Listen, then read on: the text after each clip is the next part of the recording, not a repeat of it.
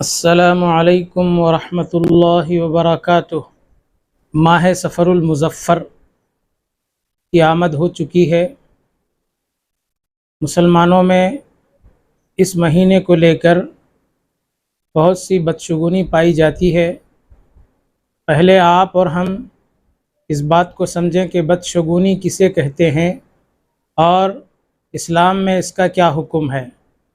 بدشگونی کہتے ہیں کسی جگہ کو، کسی مقام کو، کسی چیز کو یا کسی آدمی کو برا سمجھنا اور یہ خیال کرنا کہ اس کی وجہ سے یہ مصیبت آئی ہے۔ اس طرح کا عقیدہ رکھنا اسلام میں درست نہیں ہے، اور نبی پاک صلی اللہ علیہ وسلم نے آغاز اسلام کے ساتھ ہی ارشاد فرمایا، لا سفر فی الاسلام، سفر اسلام میں منحوس نہیں ہے۔ مصیبتیں بلائیں اس مہینے میں آتی ہیں۔ جو یہ عقیدہ رکھے ہیں وہ اس حدیث شریف کو پڑھنے کے بعد اپنے مسلمان ہونے کا ثبوت دیتے ہوئے ایسے جاہلانہ اور ایسے واہیانہ عقائد کو اپنی زندگی کا حصہ نہ بنائیں، اس کو فوری طور پر ختم کر دیں۔ مسلمانوں میں یہ بات مشہور ہے کہ اس مہینے میں شادیاں نہیں کرنا چاہیے، کیونکہ اس میں بلائیں نازل ہوتی ہے، مصیبتیں اترتی ہے۔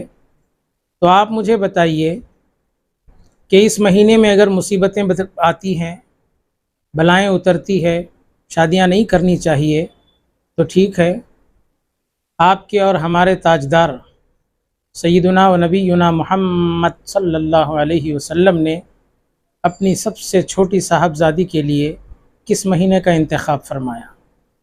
کیا آپ صلی اللہ علیہ وسلم کو یہ نہیں معلوم تھا کہ اس مہینے میں مصیبتیں اور بلائیں نازل ہوتی ہیں؟ آپ صلی اللہ علیہ وسلم نے سیدنا علی مرتضیٰ کرم اللہ وجہہ الکریم اور سیدتنا فاطمہ الزہرا رضی اللہ عنہا کا نکاح ایک روایت کے مطابق اسی مہینے میں فرمایا۔ اب بعض کا خیال ہے کہ اگر شادی ہو بھی جائے تو کامیاب نہیں ہوتی۔ مجھے آپ بتائیے کہ بی بی فاطمہ اور حضرت علی رضی اللہ عنہ سے بڑھ کر کسی کی شادی کامیاب ہوئی ہے؟ اچھا، اس کے بعد بھی لوگ کہتے ہیں جہالت کی وجہ سے کہ اگر شادی ہو بھی جائے تو بچے نہیں ہوتے ہیں۔ تو آپ مجھے بتائیے، حسنین کریمین جیسے بچے آج تک کسی کو ہوئے ہیں؟ تو پتہ چلا، معلوم یہ ہوا کہ یہ سب جاہلانہ رسوم اور رواجات ہیں۔ اس کی اسلام میں کوئی اصل نہیں ہے، نہ بیماری متعدی ہے، نہ الو کا پکارنا منحوس ہے، اور نہ ہی اس مہینے میں کوئی دکان مکان کی افتتاح کرنا منحوس ہے۔ بلکہ اس مہینے کو آپ دیکھیں، خالی سفر نہیں کہتے بلکہ سفر الخیر یا سفر المظفر کہتے ہیں۔ خیر کا مہینہ اور کامیابی کا مہینہ ہے۔ ہم تو اللہ اور اس کے رسول پر ایمان رکھنے والے ہیں، ستاروں کی گردش پہ ہمارا ایمان نہیں، بلی کے راستہ کاٹنے پر ہمارا ایمان نہیں، اور آگ سامنے سے درمیان سے لے جانے پر ہمارا ایمان نہیں، کسی آدمی کے ملنے اور دن بھر اس کے ساتھ منحوست کا تصور کرنے کا ہمارا ایمان نہیں۔ اللہ سبحانہ و تعالیٰ نے قرآن مجید میں ارشاد فرمایا، اعوذ باللہ من الشیطان الرجیم، بسم اللہ الرحمن الرحیم، یا ایہا الذین آمنوا ادخلوا فی السلم کافہ، اے ایمان والو، جب اسلام لا چکے ہو تو اسلام میں پورے کے پورے داخل ہو جاؤ۔ یہ ایمان کو کیوں تقسیم کیا ہے؟ کبھی کوے کے پکارنے سے یہ تصور کرتے ہیں کہ مہمان آئیں گے۔ اگر مہمان آتے ہیں تو پہلے اپنا کھانا پہلے کھانا آتا ہے ان کا، بعد میں مہمان آتا ہے۔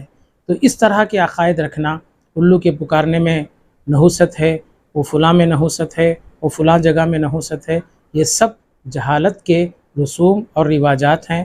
اسلام بہت پاکیزہ مذہب اور دلی اعتبار سے بھی، ذہنی اعتبار سے بھی، عقائد کے اعتبار سے بھی ایک مکمل رہنمائی کرنے والا مذہب ہے۔ اب ہم ان چیزوں سے باز آنے کے لیے سب سے پہلے کمر بستہ ہو جائیں۔ اب تک جو کچھ کیا، اب طے کر لیں کہ نہیں، ہم مومن ہیں، ہم اس مسلمان ہیں، ہمارا ایمان اللہ پر ہے۔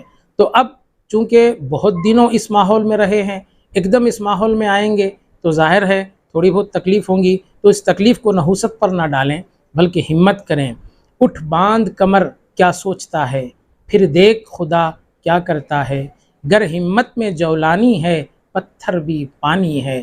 اللہ مجھے اور آپ کو ماہ سفر المظفر کے تعلق سے جو غلط خیالات، غلط رسوم اور رواجات اس میں چل رہے ہیں، ہم سب کو محفوظ فرمائے اور اس مہینے کو خیر ہی خیر فرمائے، کامیابی ہی کامیابی فرمائے۔ السلام علیکم ورحمۃ اللہ وبرکاتہ۔